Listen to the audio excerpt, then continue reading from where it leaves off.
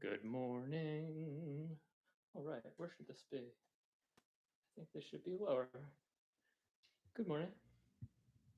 Let's play some pretty songs for you.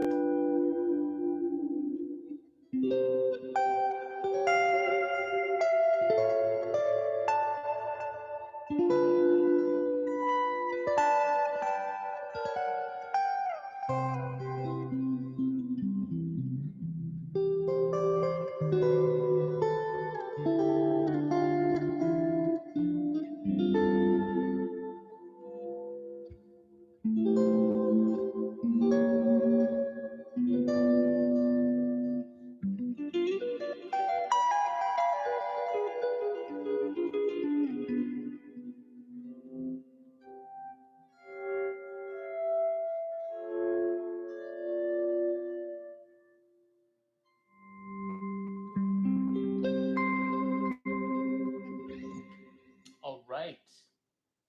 So, welcome. Happy Tuesday morning. There's a lot of news lately about Olivia. I can't word this white play. Olivia Rodrigo, whose album is great, and how tenuously close that song is to a Paramore song. So, growing up, it was always spoken of that like 5 notes in succession, irrespective of key, 5 notes in a row, like is the minimum for like a lawsuit or to copyright something. You can't copyright a chord progression.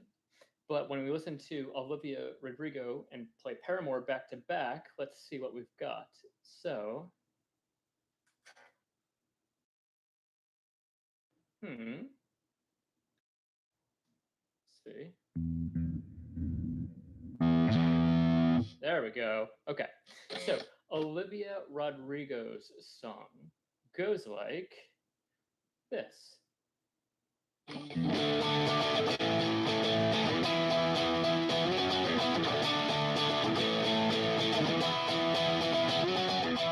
Okay, cool, good enough. Then Misery Business, the Paramore song, goes like this.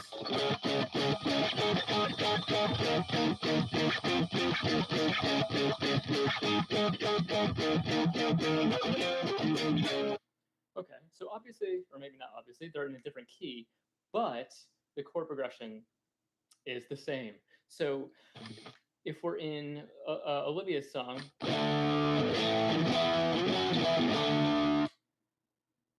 yeah, that's right.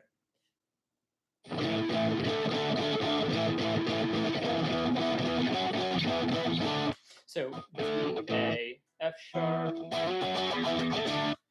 E, F sharp, E, D. So 1, 5, 2, 3, 2, 1. You could say, and then Paramore's song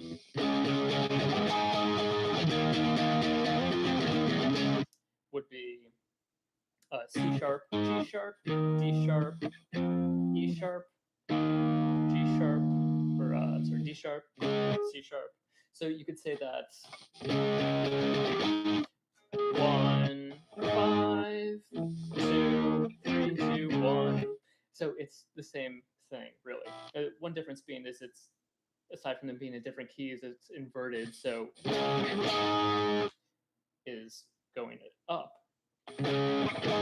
1 5 as opposed to 1 1 5. So it's flipped, but they're still the same notes. You can think of the relationship in music in and amongst the notes as like a spiral or a circle, rather than just a linear way of looking at it when you're thinking of a scale.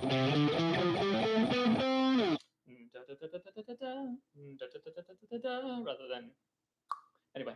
So you could also say that this is 4 1 5 6 5 4. You could say that like makes a little bit more sense. But I mean, I'm really hearing that first note as the tonic. Either way you twist it, though, it's the same chord progression, but you can't copyright a chord progression. So what's up with that? It's just too close. Her treatment of the melody and the same chord progression and the same like pop rock thing is just too close. It's just too close. Paramore's song is like right on the downbeat, and Olivia Rodrigo's song is like syncopated. A lot of accenting of the offbeat, but it's really the combination of the genre and the chord progression and the treatment of the melody that is just too close. So what happened was, I think they split the writing credit, which brings us to like, what exactly are you suing someone for? In music, you would have the writing credit, the control of the master, control of the recorded piece of music, and then the publishing right, which is like the right to place the music. So when we have someone who samples something, you're sampling their actual recording. So you would have to pay more people and pay a higher number than if you just took their idea and used their idea, or the blueprint for the notes, the melody, whatever. Like another famous one would be Juice WRLD and Sting. Juice WRLD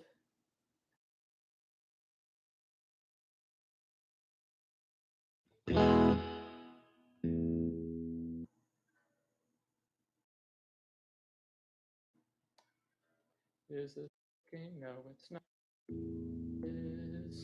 There we go. So Juice WRLD took this Sting song, "Shaped My Heart," which is really amazingly beautiful.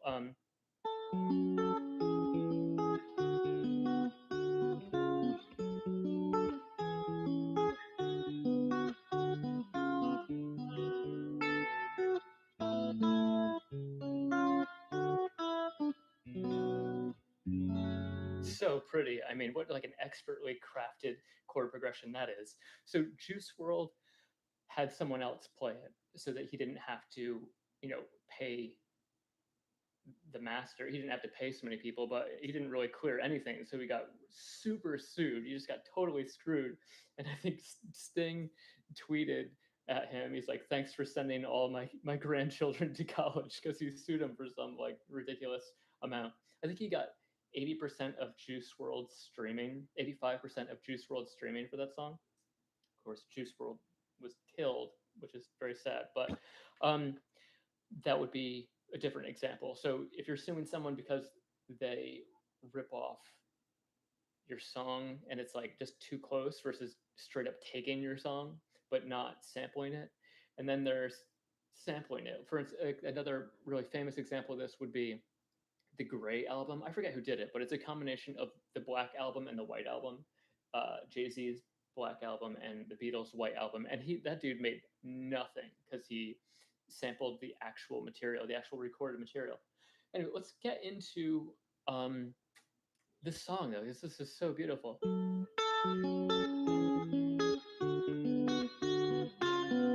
Sting collaborated with, I forget his name, but some Latin, or I think he's Brazilian guitarist and producer. And if you just listen to it, you think, okay, that's simple enough. But when you go to play this, your first thought might be like, these chords are pretty strange. It's like open spread voicing chords. And that one sounds a little salty. So basically, what's happening here is essentially it's F sharp dropped, C sharp minor,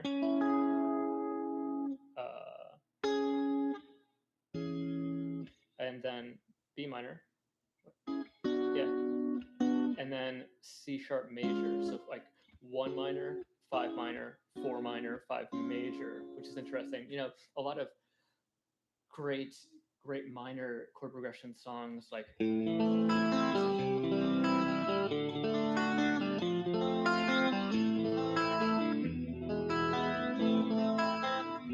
have a 5 major. So that's not diatonic, catches you off guard a little bit, but it adds this like mystery, it's like mysterious element to it. Anyway, and it's very popular in Latin music if you think.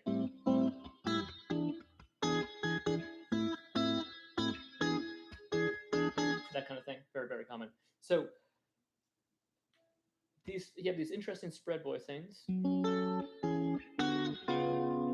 and then you have a 5 chord that's major. So it's not that far from something that's like very it's not far from something that's very much in the box. Like if you were to play this, just transpose this to your open chords, it would be like what 1 minor,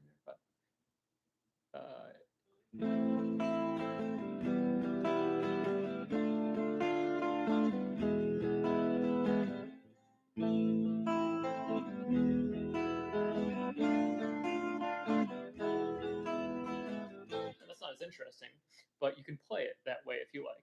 Another way to play that, you can play this like pretty arpeggiated thing. That's one way to interpret those chords, but the chords are really just 1, 4, 5. Really, that's all it is. So having the capacity to do that is something that you should work towards. Another way to play that would be like.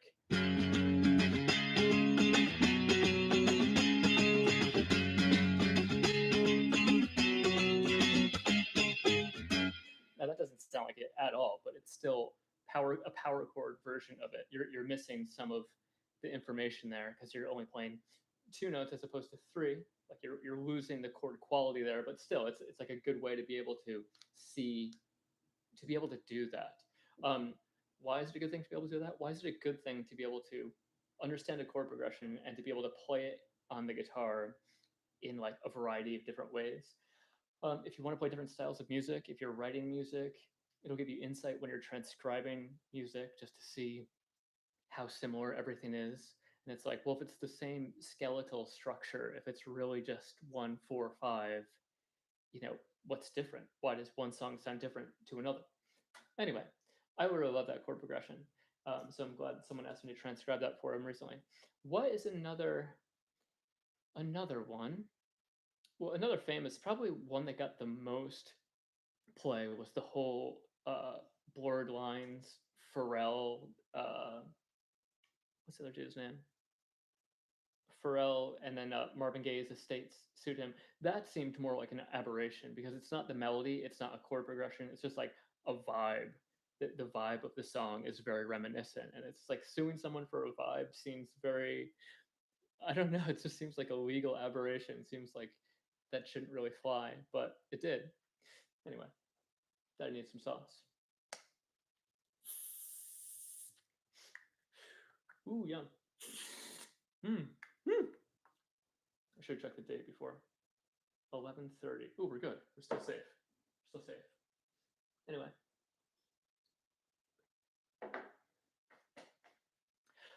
Another interesting thing that I read about recently was a musician lawyer and a computer programmer basically came up with an algorithm that cataloged every permutation of a melody. So they basically downloaded to a MIDI file every possible melody, and then what was sort of unsaid there is the possibility of copywriting of every possible melody, which would mean that no one could ever record anything ever again.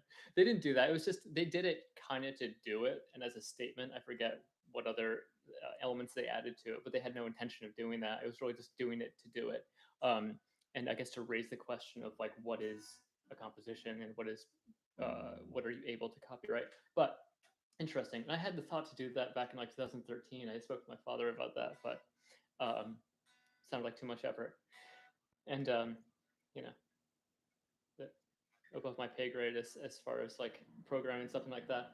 Anyway, all good stuff. Let's see what else. Let's play some other pretty songs for you. Oh, the other one that I forgot about. Um, Michael Jackson was sued. Want to be starting something? Da, da, da, da, da, da. Mama say, mama sa, da, da, da, da. That whole thing was. He was sued by a famous African singer. What was his name? His name was Manu Dibango. That's a fun name. Um, Manu Dibango sued him and then won back in like the early mid '80s. And he sued for £1,000,000 francs, and then Rihanna sampled it, and they didn't clear it with the original guy. They I guess cleared it with Michael Jackson. Then got sued again. Got sued again for a song. Um, but it was thrown out that time, which is really interesting.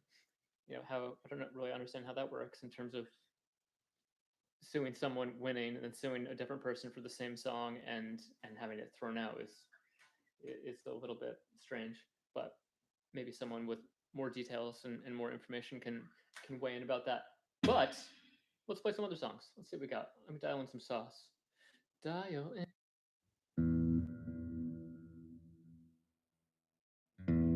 Dial in the sauce.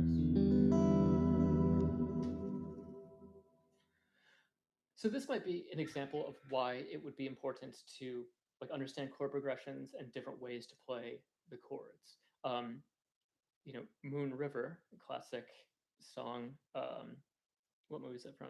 Audrey Hepburn, Breakfast at Tiffany's, I think. Um, speaking of, speaking of, maybe it wasn't Breakfast at Tiffany's. I've never seen an Audrey Hepburn movie ever. Anyway, ooh, the God tone. You can play that like an open position, or you can just strum the chords. But if you, with a little bit more work and a little bit more awareness, you can play the chord solo, which would sound something like. And a chord solo is when you're playing the chord and the melody on top. Like I just drove by and he has a box on top of his car and he doesn't know. Better than a baby, I guess. Anyway. Yeah.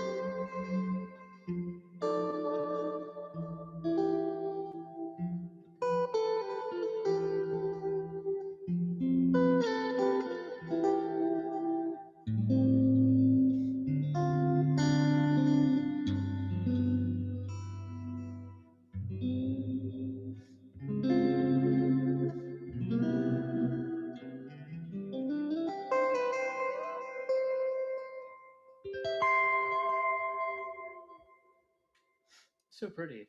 Usually classic songs are older, like the whole songbook thing. Um, your standards or jazz standards, that's music from like pop music and theater music, show tunes from like the 30s and 40s. But that song is like 1962. So it's kind of odd to have such a classic that was much later, really.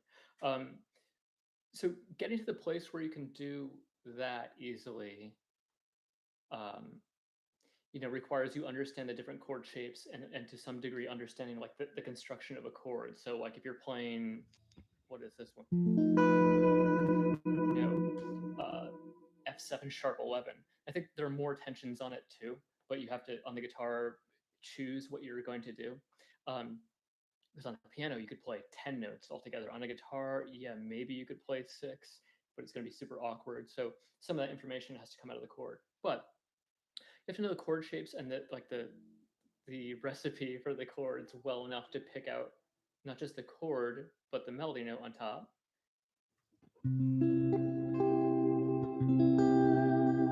And then you have to be able to understand how this composition is flowing and therefore like where to play the chords. That's really the hard part. Like anyone can play a C chord, be like, okay, C with a G on top. Okay, there you go. But as the song is moving up and down throughout its register, you have to be able to understand where it makes sense to play and where you can physically play it. Like, do you want to play this chord like this? Or do you want to play it like this? Like subtly different, but it depends where it's coming from and where it's going to where it is going. Anyway, good stuff.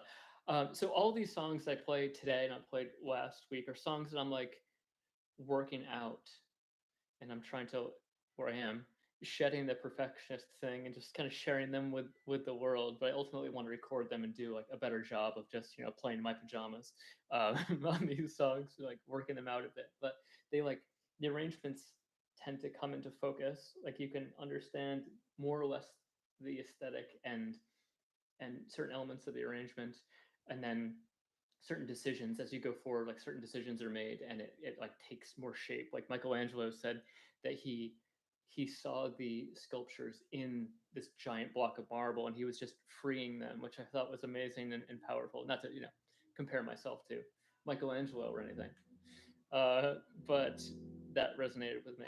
So ultimately I'm going to record those and send them, so I'm very excited about that. But that level of guitar, that style of guitar playing resonates very much with people.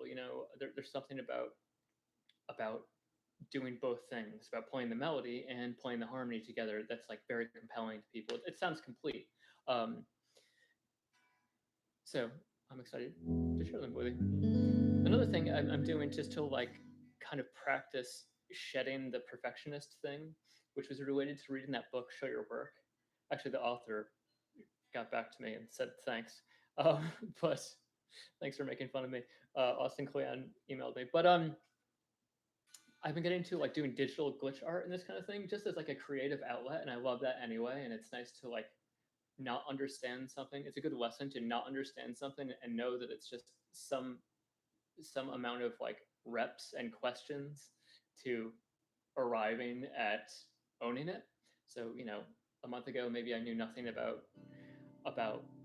you know Photoshop, and then now I do. That's not really true, but so I've been doing this glitch art, and the reason I bring that up is not just as an exercise in getting over perfectionism, but it informs your art in reverse. So if I'm a musician and I work on digital art, that aesthetic informs like tracks, which you wouldn't think.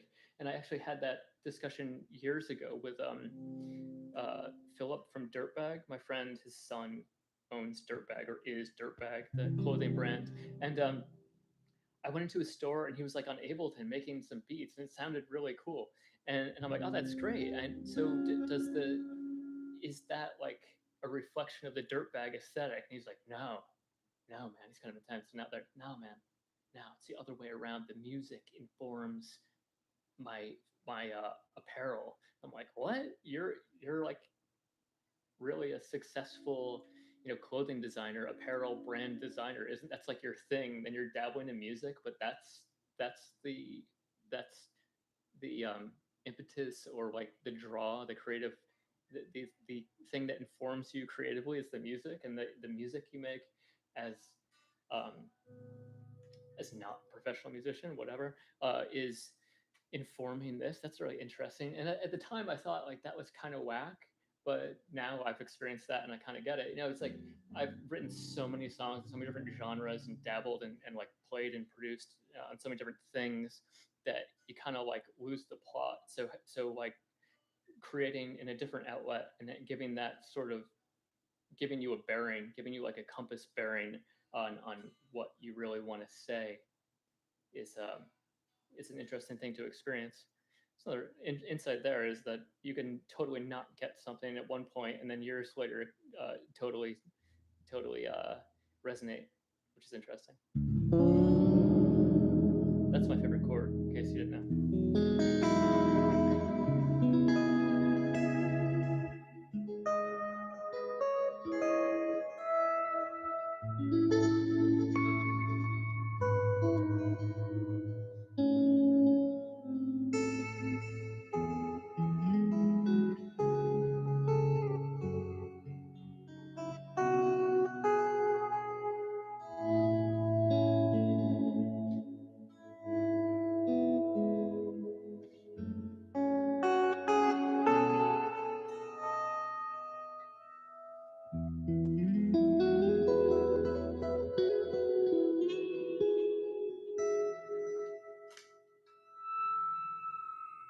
All right, that's all I have time for today. Oh no, it is not. No, it is not. But wait, there's more. Speaking of Photoshop, I've been putting together lessons for my students and lessons I would have wanted for myself. One of which is your Guitarmalade's top five blues turnarounds. We can watch it. That video dropped 26 minutes ago, and that is for download for free on Gumroad. Years ago, a student asked me like, "What are some turnarounds?" Like that kind of stuff. Like, what are some go-to turnarounds? And I didn't know. I was like, I think I played that one, but there are others. We searched. We did a Google search and we looked at like all your typical guitar magazines, and we arrived at one lesson um, for a magazine I won't mention because I know them, but the lesson was terrible. It was terrible. None of the examples would be anything you'd want to listen to or play. So the student and I just ended up like cataloging blues turnarounds that we heard, and we came up with a top five that are like just must know blues turnarounds. There's some things that you just need to know, and I feel like the blues in general and like some standard turnarounds and different variations and options for playing the blues, it's kind of a must, whether you like the genre or not. I mean, really, if you play jazz or if you play rock, it's blues based. Um, there are other reasons you should do it too, rather than the 1-4-5 again. The 1-4-5 thing. It's just a blues is just the first, fourth, and fifth chord. You have to understand that relationship because that's the foundation for rock, and if you extrapolate more, the foundation for jazz. But you know, beyond that, it's a great vehicle for improv, and it's just a practical thing to know. So whether you like it or not, it's important to have a lot of that stuff together. And some blues, it's a little bit corny and dated, but I mean, it is 100 years old. But some of it is not. An example of one that is pretty cool. Let's see this for you. Is Nobody Knows You When You're Down and Out. Let's see.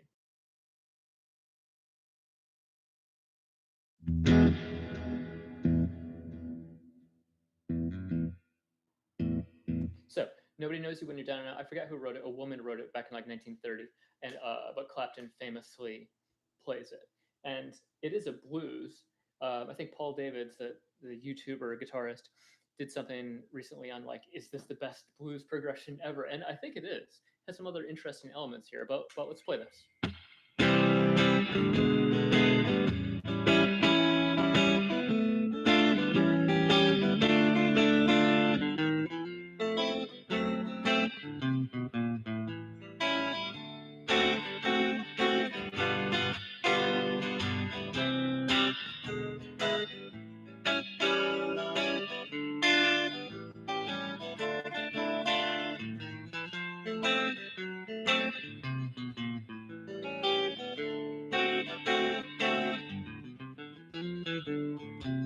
Something like that. So starts in C, ends in G, 5-1. It's in C. So C, but then E7 to A7. So E should be minor in the key of C, so that'd be 1, 5-7 of 5-7 of D. So it's going to D, E, 7 goes to A7 goes to D. So that would be like extended dominant. D. 5 away from D is A7. That's secondary dominant. And then E is 5/7 of A. So you'd say 5/7 of 5/7 of 2. Suspended 2 chord. F. F sharp diminished to C. Back to A. So that's a passing diminished. 4. Passing diminished to C. Then it goes to D minor. No, D7 to G. So D is 5/7 of G. So that is like an insight into the jazz sort of jazz compositional devices, jazz harmonic language. The idea of a secondary dominant chord or doing that more than once and having extended dominance, a series of them. What do you think of this kind of thing? Like a that's what's happening. So secondary dominant, having a 5/7 chord a fifth away from a target chord. Extended dominant, having a series of those. So instead of like 5/7 of 5 in A, instead of 5/7 of 5, 5/7 of 5/7 of 5. You can have a whole series of them. That kind of thing. But I love that chord progression. I feel like everyone should know that, and it sounds really fulfilling to play, and it sounds good on its own.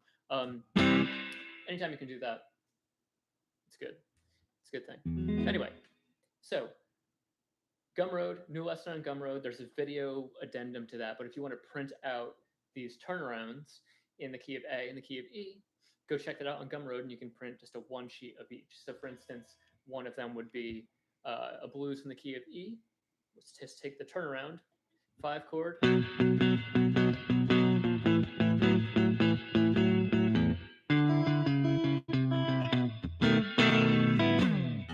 Like, you should know that. And a variation of that would be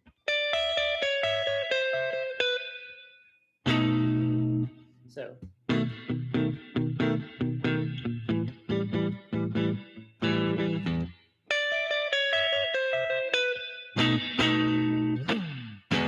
Another one. Another would be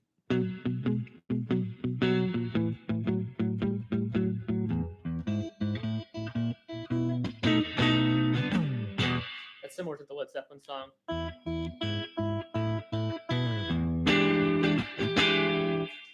Is that the Lemon song? No, I don't remember. Anyway, that one is a must know. What else do we have? Pause for dramatic effect. No, wait, yeah. No. 2, 3, 4.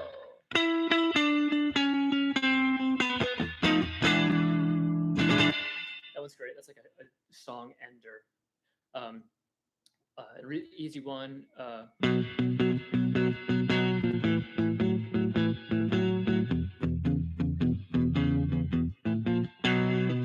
should know that one. That one's super easy. So all those, that would be the top 5. Go check it out. That's an E. It's also written in the key of A. But those are must-know blues turnarounds. So check that out on Gumroad. Is there anything else to talk about today? I think that's it, really. So understand your chord progressions, understand where to play them on the guitar, and don't be a perfectionist. Let me know if you have any questions, and I will see you next time.